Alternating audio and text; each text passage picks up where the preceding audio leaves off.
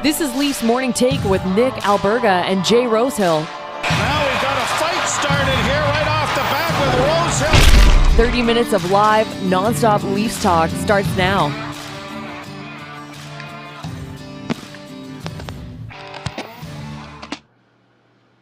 What's happening? What's going on, everybody? It's the Monday edition of Leafs Morning Take. As you can tell, flying solo and on location for today and tomorrow. I'm in beautiful Fort Lauderdale. It's been a phenomenal time thus far. And what a phenomenal weekend for the Maple Leafs. We will get over that and to that over the next 30 minutes or so. Jay Rosehill, the man, the myth, the legend, will be by with 3 hits with Rosie in about 5 minutes from now. Again, he was fired up. I understand it. Rosie is just so fired up about this team, and I get it. It's been an unbelievable November once again. It's like the second straight season, right? You look at what they did last year, 12-2-0 in 14 games in November, and they pretty much carried that into 2022 and soon to be 2023. It's been an impeccable start for the Leafs, so we'll get to that. And I have a guest on today's show as well, Dave McCarthy of NHL.com, writing about the Leafs and talking about the Leafs, also with SiriusXM NHL Network Radio. So Dave McCarthy will be by in about 10 minutes from now. We'll get his perspective, his thoughts. Of course, this guy is close to the team, always around them.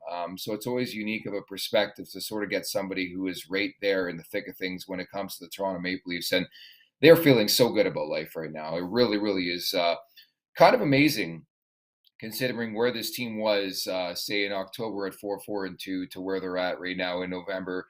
Potentially, you never know. And I know Boston never loses. Like, that's another prevailing story. They never lose, so the Leafs never gain points in the Boston Bruins. But I think there's still an outside shot. Toronto could win this division, the President's Trophy. Things are on the upswing, and I'm very, very optimistic and positive on this Monday. It's probably more so because I'm in Fort Lauderdale. You can't go wrong with that, right? Remember to subscribe, tap that like button, leave us a review. Don't forget to visit theleafsnation.com for the very latest on all things Toronto Maple Leafs. Thoughts, comments, concerns, or questions, you can do that. Drop me a line, I guess, not us, because Jay's not here. But drop me a line in the chat below. I can get to it. I can break it down if you got a comment, if you have a concern. General overview of this season of November thus far for the Maple Leafs. Drop me a line. I'll bring it up on air and we'll discuss further because, again, feeling very, very optimistic about this Maple Leafs team as they get set to wrap up their 4-game road trip tonight in Detroit against the Red Wings. Look to sweep that away. They're on a crazy 8-game point streak right now. It just things are positive, very, very positive in Leafs land. And again, it's incredible that 3 weeks ago the sky was falling. Barry Trotz potentially could be coming in, and now it's same old story for the regular season Toronto Maple Leafs. They found their groove. Austin Matthews scored in the weekend. They're on the upswing. There's no doubt about that. Let's get over the boards. And so, as mentioned, a matinee affair on Black Friday, which I thought was tremendous. Anytime you can get a matinee affair in for the Leafs, you're feeling good. And then they go into Minnesota, which is typically a tough building to win in. I know Minnesota struggled this season, but you get Marc-Andre Fleury coming off injured reserve, and they did exactly what was needed to win that game. They peppered Fleury, they executed. I thought special teams was really, really good. And all in all, just a really, really impressive win. Tough building to play. And I think any barn in the NHL, for the most part, is difficult to win in. But I think when you flex your muscles on the road the way the Leafs have been doing so, I'm going to be impressed. And so they did that. And then I think the gravy on top to everything was going into Pittsburgh, the third matchup with the Pens in 15 days, and you go into Pittsburgh and you score 40 seconds in the game. Like Mitch Marner, there's not much more you can say about the guy, right? Like he is on a different planet right now. He's playing with so much confidence. And this is the Marner that is the polarizing guy, which you would love to keep around for his entirety of his career. He's a local product, and there's a reason why you pay Marner that money. He has been big money Marner lately. But again, the Stanley Cup playoffs are a different game. I'm not going to get to that. I'm going to stay optimistic because Marner and the point streak has been so impressive. And when he's playing this type of style in this game, always seems to have the puck on his stick. And that's the one thing I've really, really noticed. So they beat Minnesota. They beat the Pittsburgh Penguins. And it was more so how they did that really, really impresses yours truly. Just the fact of how banged up they are on the back end to go into those specific barns and win hockey games. It was just the team buy-in. I haven't seen this in recent memory, and I'm including previous seasons. Just when you look at who they're missing with Riley, with Brody, with Jake Muzzin, to step up the way they have, like Mark Giordano, can't say enough great things. I know Justin Hall takes a lot of heat, but I think he's been much better as of late. everybody's elevated their game, and the unity defensively has been the big story, and maybe the story that's not getting enough press and play right now. All in all, you have to feel good about the Toronto Maple Leafs. I know one person who's always constantly feeling good about this team, and that's Jay Rosehill. Here's another edition of Three Hits with Rosie.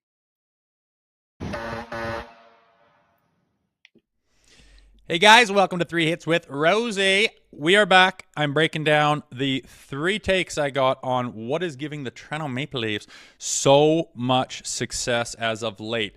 Number 1, team defense. Their team defense has changed drastically. I feel like they've been thrown into the fire, no doubt, with the amount of injuries they've had right now. But all those guys on the back end who have had to step up the minutes, and yeah, the Justin Holes I'm talking about, but Geos and, guys coming out of the minor leagues and guys getting their first NHL games and guys just really getting thrown to the fire, and everyone seems to be responding in kind, and it's really nice to see. It's not always been their strength by any means, and you got to give a lot of credit to the forwards as well. They're playing kind of a team first. We got to protect the house. We got to get back. We got to come up the ice together. It's not that slinging, loosey-goosey, stretching at the blue line type of hockey. They're understanding that we got to buy in, and it's almost like they're forced to do it, right? You don't just get the option to slowly build into this. You'd be getting killed right now with the amount of injuries they've had. And they've quickly bought into this team defense first mentality, and it's serving them really well lately. Number 2, Mitch Marner. I mean, it goes without saying this guy's on absolute fire. But what impresses me the most about this 16-game streak, it's not like he's just out there getting 4 points here and there and then quietly going away for a few and you forget, and then he has a big hat trick night and everyone's rah-rahing again. He's shown consistency, and that's what this streak is about me, is that, in 23 games he's had points in 21 of them. Like, every game he's showing up and being on the scoreboard with his play, and it's not this flashy fly-by-night kind of stuff that will, inevitably a player like him can get hot and just light the lamp a bunch of times. It's more of that consistent thing where it's not going to go away in the playoffs. It's not going to burn out. It's this solid thing that he brings every single night, and he's showing that clearly and helping these guys rack up wins, no doubt about it. The number 3 thing that I see right now, and probably the most important, is character. These guys are showing major character. I mean, they used to go out there and try to win a game 7-5. They'd try to rely way too heavily on their stars, hoping that someone's going to get 4 or 5 points and ride them right to a victory.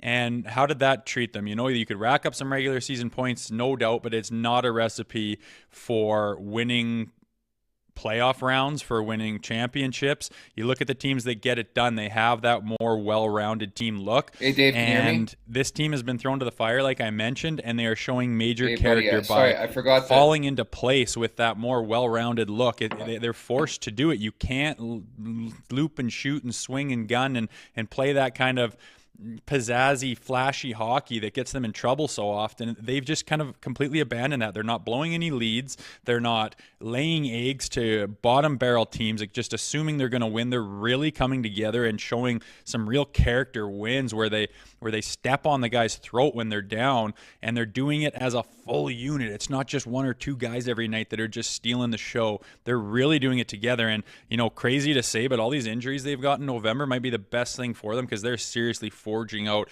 a pretty impressive identity right now as a team, and it's been fun to watch. And we hope that it just becomes a habit and it just keeps going. And as we get guys healthy and as the year goes on and we go into the new year, my God, look out if this is the kind of stuff that they're working on and they continue building on. So let's go. See it again on Monday. There you have it, 3 hits with Rosie. Unmatched content in my world. Rosie always bringing it. And again, he is very, very excited about the Toronto Maple Leafs. Another man I love speaking to on a daily basis about all things, all life, including the Toronto Maple Leafs. That's Dave McCarthy of NHL.com and SiriusXM NHL Network Radio. And he joins me now from his estate.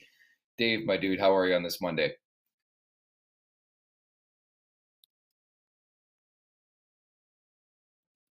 We'll keep it to pucks today.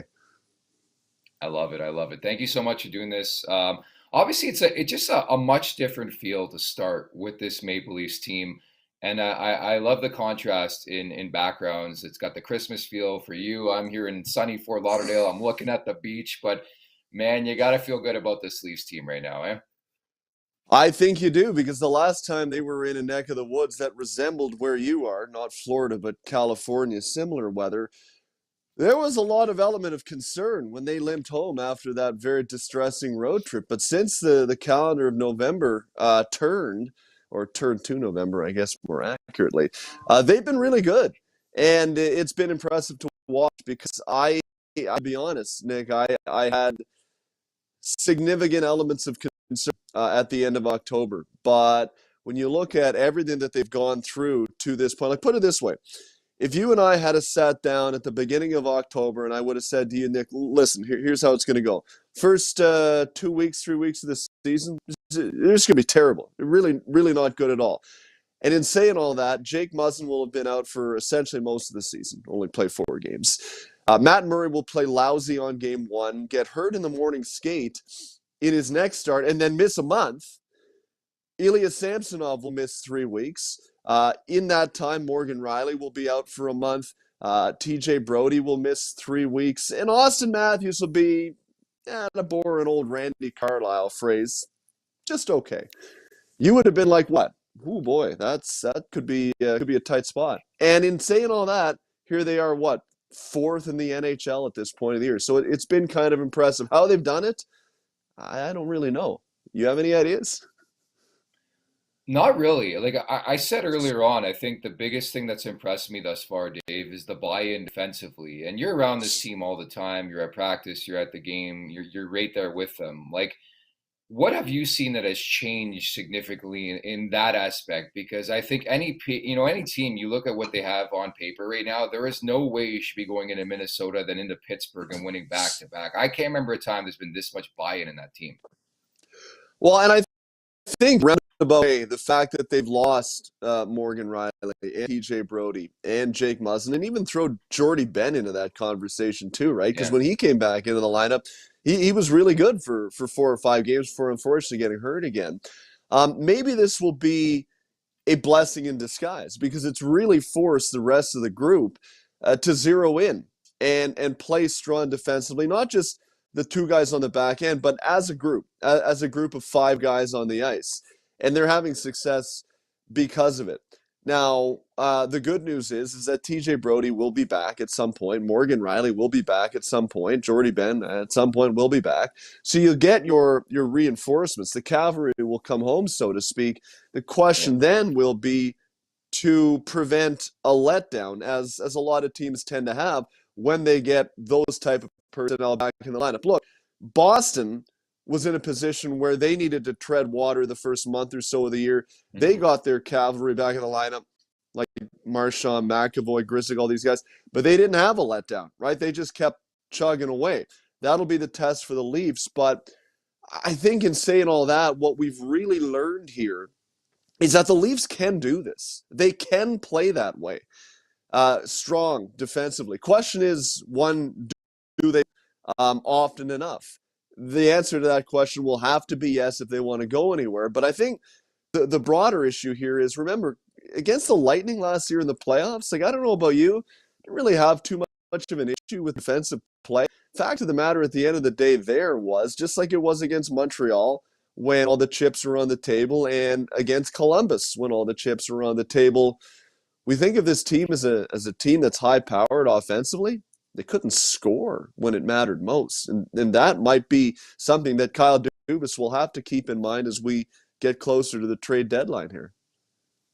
Yeah, I think you're bang on. Like, I think that's the common misconception with this Leafs team, more so because of the personnel on said roster, is that they're not good defensively. They've actually been pretty decent defensively in the tenure of Sheldon Keefe, and that's continued in the Stanley Cup playoffs.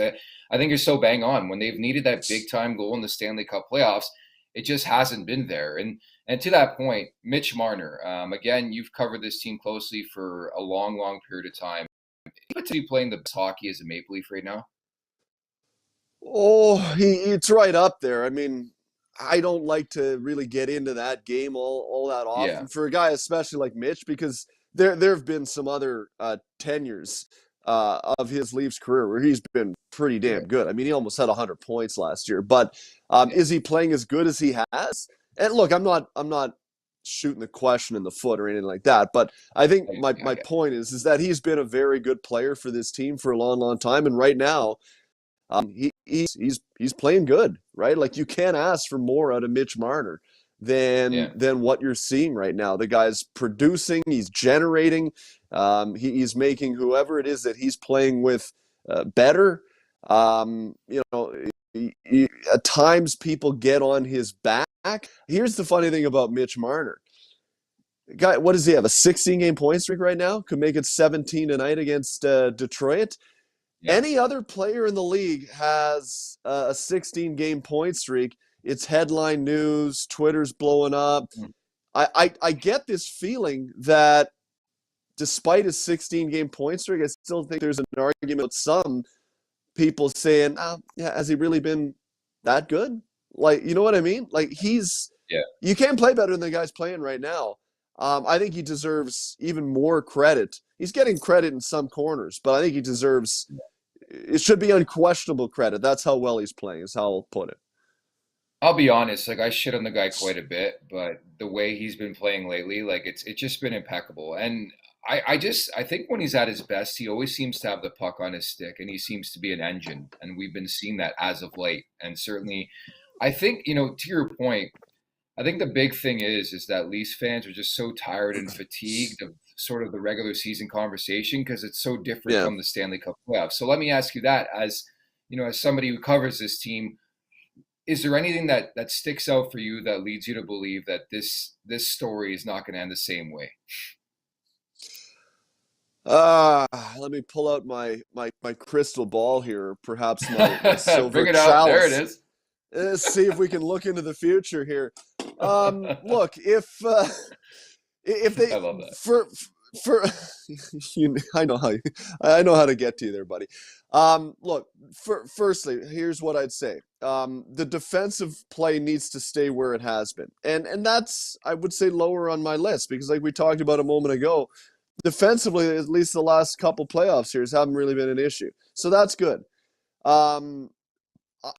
Have they learned something from last year? Like, will they be able to get the big play at the right time that they haven't been able to get against Tampa Bay and against Montreal and against Columbus? Like, eventually you have to figure, even without giving it too much thought or drawing graphs or charts or anything, the law of averages will eventually kick in the Leafs' favor, right? Like, one of these days, Matthews or Marner, Nylander, Tavares, or who knows, like Pierre Engvall will score in Game 6 when all the chips are on the line. It has to happen one of these days.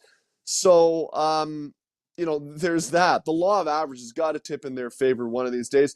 Goaltending, that to me is the other thing that's wild. Like, if I had told you Matt Murray was going to miss a month, and Sergei Samsonov was going to miss 3 weeks, and Eric Kallgren was going to play a bunch of games here through the first part of the season of American Thanksgiving, or as they call it in America, Thanksgiving. And I would have told you that, you know what? Goaltending won't be an issue. You'll be like, what? Really? But it hasn't been. Yeah. And I think there's another guy that deserves a lot of credit since he's come back in the lineup. Matt Murray has been fantastic, like really, really, really good. So the goaltending looks like it may not be Andre Vasilevsky between the pipes every night, 65 games, and you don't even think about it, but it looks like with this group that they have, that it will hold up, and whoever it is that's able on any particular night will be good enough. So will it change? Will it be a different result in the playoffs? I mean, I don't know the answer to that. I come back to something that Joe Thornton told me a long time ago, like 4 or 5 years ago. And in that case, I was asking him about this was when he was still at the top of his game, right? What he doesn't like about having to go up against quality shutdowns. But I think the broad point is still the same. He was like, I don't know, man. Like, sometimes I win, sometimes he wins, right? And you try to put your best foot forward. And that's really what it is at the end of the day. There's no magical formula that you can unlock and just do this and go here and go there and if you do that, you'll win. It doesn't work that way. You have to put yourself in the best position to win, play the best that you can up to your capabilities with the personnel that you have, and then you let the chips fall where they may. And the way the Leafs are played in November, you could not ask for a better style of hockey to roll into the playoffs with if they can keep that going, to take your chances with. That's how I'd say it. No, I like that. Like, I mean, that's a tough question to answer. Clearly, if we had the answer, we certainly would not be here. Would be on a beach That's somewhere. right. Well, I am on a beach somewhere, but You, like, you know you what are I'm saying? Like, it just, pardon me? you are on a beach somewhere, not a big deal. So Yeah, yeah, not a big deal at all. But you're right. Like, I think that's such an accurate assessment. And I was going to ask sort of a follow up. Like, does this remind you? And it's so good of you to bring up Matt Murray, because yeah, it's I don't know. Like, again, I still tread carefully with the guy, and I cover fantasy hockey because it is Matt Murray. He gets banged up quite a bit, but you have to give credit where it's due. He's been fantastic since coming off injured reserve. Does this remind you a lot of what Jack Campbell did last November, by the way? well, yeah, for sure, right? Because Jack Campbell was bananas last November. Like, we were Hmm. talking last year at this time, legitimately, when we thought the NHLers were going to go to the Olympic Games, that Jack Campbell would start for Team USA, or at least have a great chance to put himself in that mix. Not just make the team, but start. That's how well he was Yeah. playing. So sure, yeah, because as well as Jack Campbell played last November, Matt Murray is playing that good this time around. The issue with Matt Murray is, and I don't know about you, Nick, but I have yet to be able to recalibrate my mind to a point where every time he goes down, I'm not thinking to myself, is he going to get back up? Every time I wake up in the morning and I make my way down to the morning skate, well, is he going to have the gear on today, or is something going to have Hmm. come up? Like, I haven't been able to recalibrate my mind yet to not think that way. I think it's understandable given his history over the last Yeah. 2+ years. I mean, how long will we have to go before we can recalibrate? Can we ever? I don't know the answer to that. I think, to me, it's probably going to take most of this year. Um, but like I said, whether it's Murray available, whether it's Sergei Samsonov available, whether it's Eric Shalgren available, whoever has been in the net on that given day, by and large, has played either great, as Matt Murray has played, and Sergei Samsonov there for a few weeks after Murray went down, or I'd say good enough, as Eric Hmm. Shalgren has played. And you listen to folks who focus on numbers more so than you and I. They say, just give me league average goaltending, and like, I'm really not big on that. I think, you, again, like I was going back to a moment ago, you can't just say, well, if you get that save percentage and this goals against and that shooting percentage, you win. It doesn't work that way. It's when can you make the right save at the right time, all that type of stuff. But you know what? When Eric Shalgren's been between the pipes, generally speaking, he's at least given the team a chance to win. So you hope that Matt Murray can continue on in this way, that he can maintain his health, because if he can play like this, I mean, you can't ask for better goaltending than this. And again, the underlying story is the unity, the team defense, the buy-in for this team right now. And it's been a joy and a lot of fun to watch this little while. And it's always great to catch up with you, Dave. You bring it, and you brought it as per usual. Appreciate your time. We'll catch up down the road, okay? Thanks, buddy. Appreciate you having me. Anytime. That is Dave McCarthy of NHL.com, and obviously, of course, SiriusXM NHL Network Radio. Check him out. Fantastic follow, and just brings it. Not only from the Leafs perspective, by the way, covers the entire NHL. So if you want some fantastic takes, make sure to follow along with Dave McCarthy. And thank you so much to him for dropping by here on this Monday to break it all down. The Leafs getting set to visit the Detroit Red Wings tonight. Two red hot teams, by the way. Detroit has won 4 in a row, and I mentioned the Leafs, an 8-game point streak for them. They're 6-0-2, looking for their 4th straight win and looking to sweep away this 4-game road trip. Again, it's just it's incredible to me just how different the vibe is around this team in 3 weeks. How different it could be from the end of October to here now approaching the end of November, and they're feeling very, very optimistic about the future. And we'll see what they do ahead of the trade deadline. Still a couple months away, granted, but again, Everything's great in Leafs land. The wrap-up is brought to you by our friends at PointsBet Canada.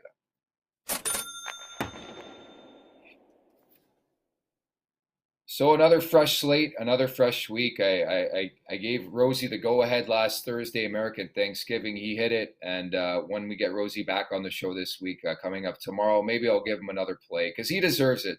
Well done, Rosie, well done. So tonight's game, it's Detroit and Toronto from Motown, two red-hot teams.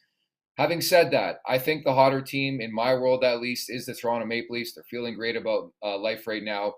I like the Leafs to score first in this game, which, if you do recall back in October again when they went 4-4-2, they were constantly chasing the game. Well, that narrative has shifted quickly in the last little while. In fact, the Leafs have scored their first goal in 6 of the last 7 games, so I'm going to make it 7 of 8. I think Toronto scores first against Detroit tonight. So that's my play. Again, you can look at some other props. Austin Matthews, it looks like he could be turning a corner. William Nylander scores every game, it seems. Mitch Marner, I think maybe you look at over a goal and a half. I just wonder in general if we see some offense in this game. We remember the games last year and how crazy and chaotic they were, and I just wonder if it's replicated this year. Granted, again, it's a much different Detroit Red Wings team. So that is my look for tonight's game, is the Leafs to score first. Again, they've done it in 6 of 7. With that in mind, I'm going to wrap today's edition. Many thanks to Dave McCarthy of NHL.com and also SiriusXM NHL Network Radio for hopping on. Brought it as per usual. The Leafs are feeling good. I'm feeling good here in Fort Lauderdale. And don't forget, I'll be back tomorrow. So if you have comments, concerns, Jake Tucker, by the way, writes in on YouTube. Great commentary. Appreciate that, Jake. And he was alluding to, of course, having Dave McCarthy on the show. Dave always seems to bring a unique perspective when it comes to the Toronto Maple Leafs. And certainly it helps that he covers the ins and outs of that team on a daily basis. And again, there's just a really, really good vibe to this team. We'll see what Matt Marie has in store. But I wouldn't sleep on Detroit. For a team that